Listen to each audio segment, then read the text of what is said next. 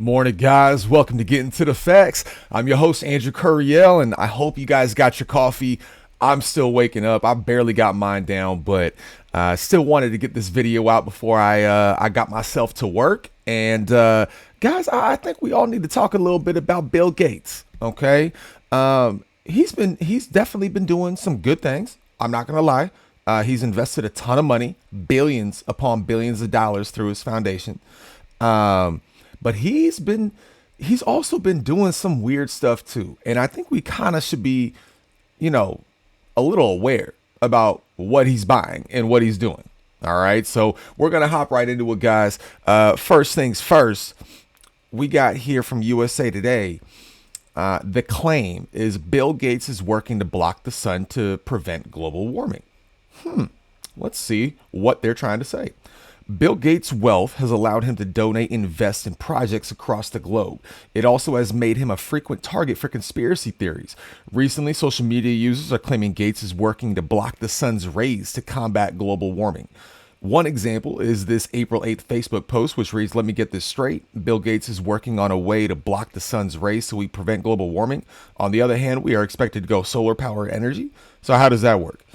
That's a good point, right? And what do they say? Post misrepresents a Harvard project Gates partially funds. The post refers to Harvard's stratospheric controlled perturbation experiment, or SCOPEX, which is financially backed by Gates. But this claim, like other reports, misrepresents the nature of the project. Let's keep reading. The project revolves around the concept of geoengineering, large-scale efforts to reduce the effects of climate change, usually temporarily, on ocean, soils, and atmosphere. Okay, I'm trying to get to the point where they're saying this is misrepresented. At its core, SCOPEX seeks to better understand the efficacy and risk of solar geoengineering. To do so, scientists need to determine whether there are aerosols that could reduce or eliminate ozone loss without increasing the chance of other risks. Still waiting to see where it was misrepresenting. The experiment involves launching a high-altitude balloon about 12 miles into the atmosphere. A small amount of material is then released to create a perturbed air mass about 100 yards wide and a half-mile long. Instruments carried by the balloon monitor that region for changes. For changes in aerosol density, atmospheric chemistry, and light scattering. In other words, it's a very small-scale project, far from the climate-altering claims about it that have surfaced on social media. I don't think. See, they're taking this stuff way too literal.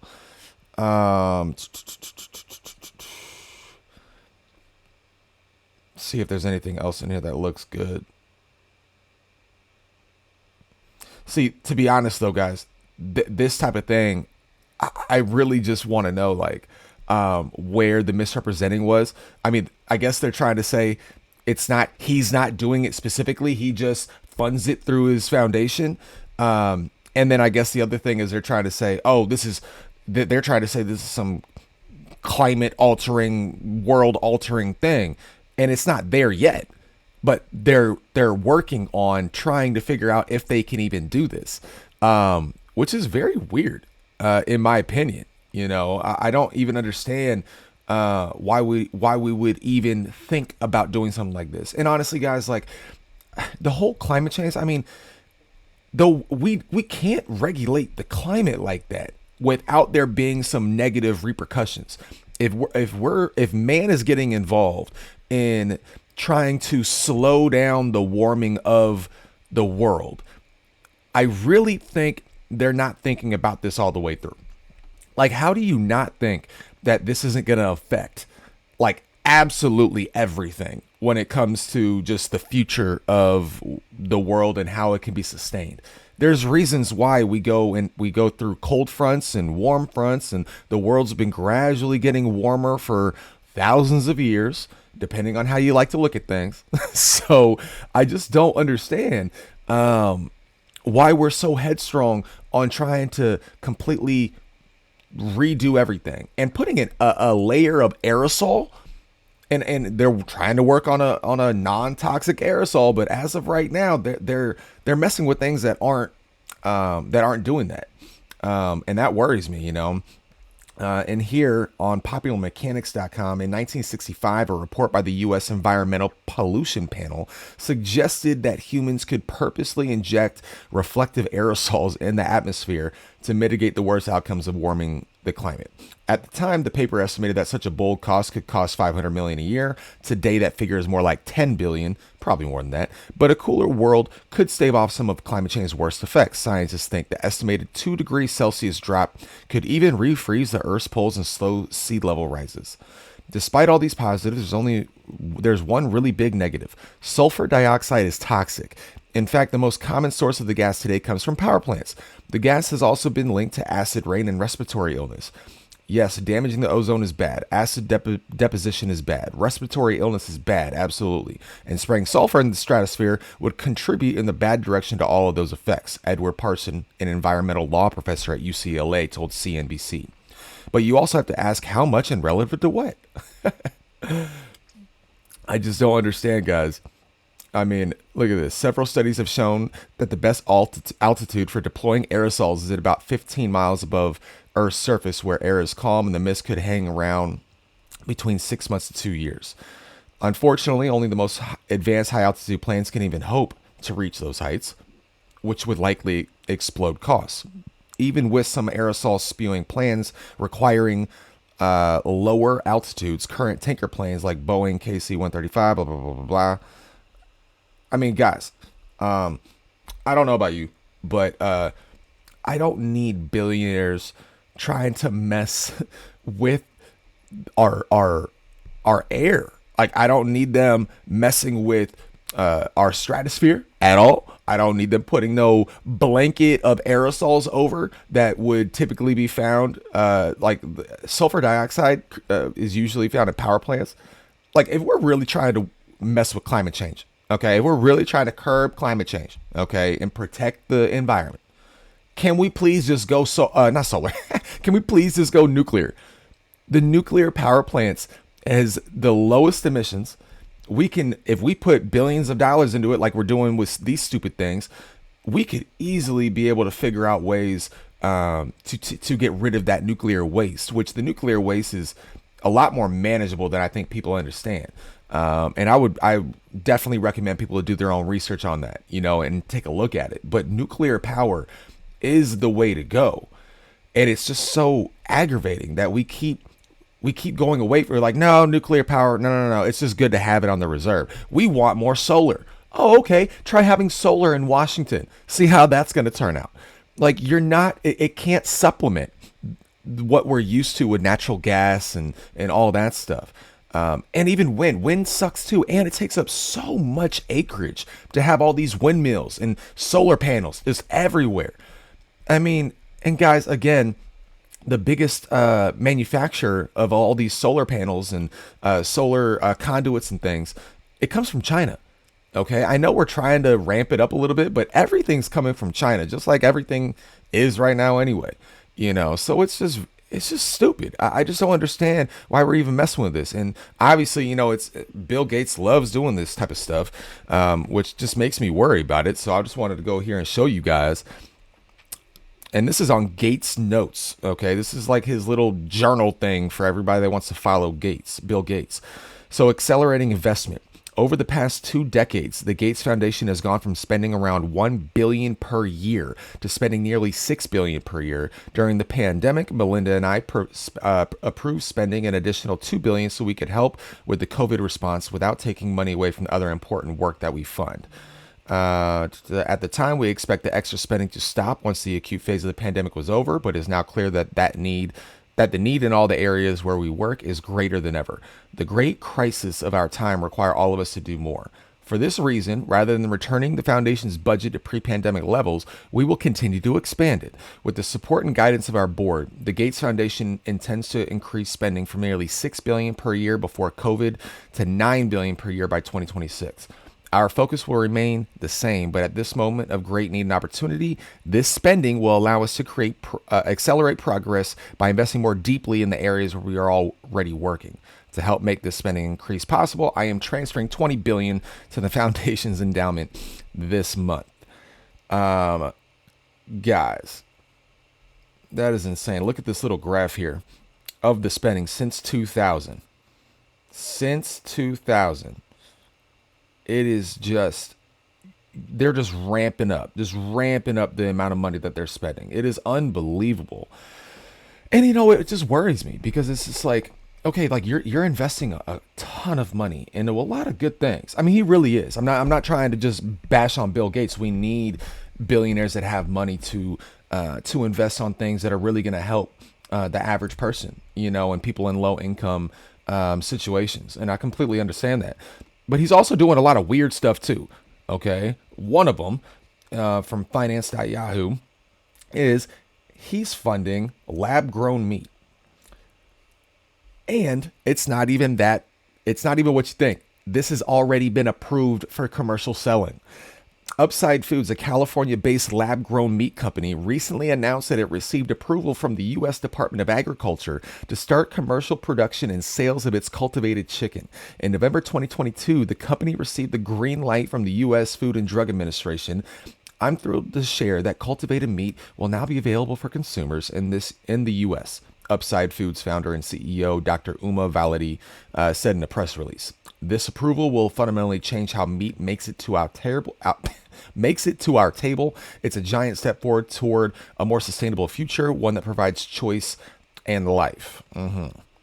Upside Food is a unicorn, a privately held startup company valued at more than $1 billion. In April 2022, the company closed $400 million Series C funding round, bringing its valuation to over $1 billion. The company is backed by many heavyweight investors, including the Abu Dhabi Growth Fund, business magnate Sir Richard Branson, SoftBank Group Corp., and Microsoft Corp. Co-founder Bill Gates. While high-profile investors are embracing this technology, traditional agriculture remains relevant. Duh, because it's going to take a long time before people are even okay with this. I mean, to be honest, guys, if this doesn't worry you, okay, that we're doing this lab grown meat thing, I don't know what is. Okay, it sounds cool. They're saying they're using cells of animals to make this, but then they're also saying that it still doesn't, like, it's really close to real meat, but it doesn't taste like real meat. If it doesn't taste like real meat, it's not real meat. Okay, I mean, that's just the bare minimum, okay. And honestly, even if it did taste like real meat, I'm not going to get it. Like, I'm sorry. That Impossible Burger, the Beyond Meat stuff, like, it's pretty close, but no, it's not actual meat. I want actual meat. And humans have been eating meat and vegetables. We're omnivores, so I really don't understand why. I do understand why they're doing this, because Bill Gates, for some reason, thinks he can control everything. And if he does all these things, if we can stop the cows from burping, because he's doing that too, if we can stop people from eating actual meat so we don't have to have animals in farms, then and put a little film of aerosol over our over our stratosphere, like, all this is just gonna help us with climate change. And I understand where where the dominoes are falling, like where he's thinking of that, but guys, this is extreme, okay? And you really think the rich in this country and the powerful in this country are just going to stop eating meat? No. Once this becomes mainstream, we're going to be going right back to the world where the rich and powerful just get the nicer things in life, and us plebes, us average people, are going to be screwed on eating the fake stuff. Like, it's just ridiculous. And honestly, guys, we just need to be a little aware of this, because it's not like they're doing the research. He's just funding the research into looking at lab grown meat. No. This has gotten FDA approved now. This is FDA approved to be sold now. And honestly, if it doesn't have a label that this is not real meat, that this is lab grown chicken or lab grown beef, we're going to have a freaking issue, because I'm not going to buy lab grown meat. I'm sorry. I'm going to wait 15, 20 years, wait to see what the side effects are before I go buy this stuff. Guys, like, this is just nuts to me. Okay. And then, so he's investing in lab grown meat, right? If he's investing in lab grown meat, why the hell is Bill Gates, the Microsoft co-founder, considered the largest private owner of farmland in the country, with some 269,000 acres across dozens of states, according to last year's edition of the Land Report, an annual survey of the nation's largest landowners. He just wants to help these farms and just make them more profitable and grow more. No, no, no, no. And again, guys, they try to deflect this, saying, "Oh, I don't own it. I have a foundation that owns it, and it's made up of a whole bunch of investors." I'm like, "No, you own it, and you're putting that initiative out there. You didn't start this foundation to just lose control, and now you don't have any say with the foundation. No, I know you have a board of directors, but you own this." Like, it is absolutely insane how people try to deflect that stuff. But I don't need billionaires owning the being the largest private owner of farmland in the country. He knows nothing about farms.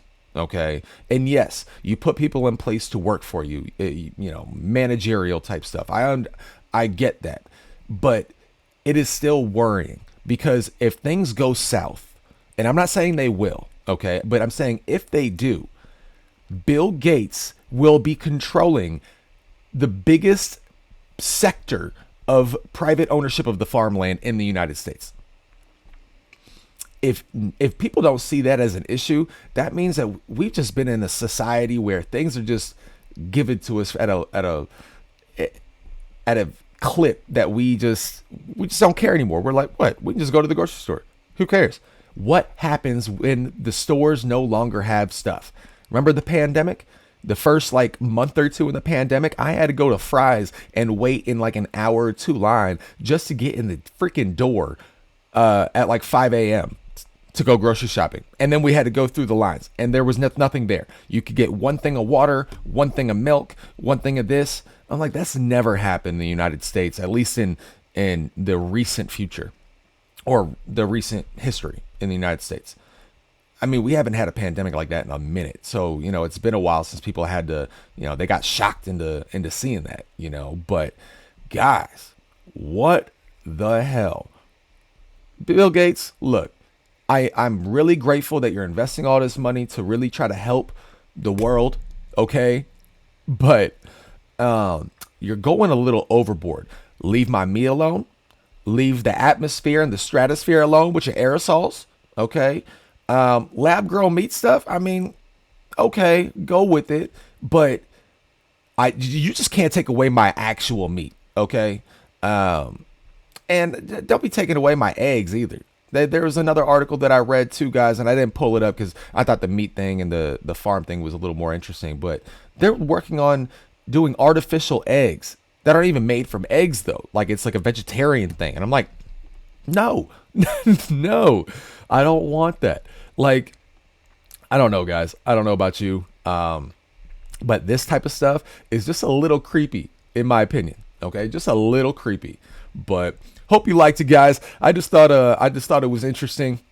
And, we just got to pay attention to what these billionaires are doing, because they're now just forming foundations and saying, "Oh, I just have a board of directors. I'm not doing this myself." They're pushing the blame off to the board of directors and to the foundation that they set up, making it seem like they don't have the majority input to their own foundation. Of course they do. Of course they do. And we just need to not be stupid about it and just realize that they are doing that type of stuff, but hope you guys like the content, guys. Press that like button, subscribe to the channel if you haven't already. Really appreciate you guys. And I hope you have a great rest of your day. I know the day just started, so stay blessed, and I'll see you on the next video.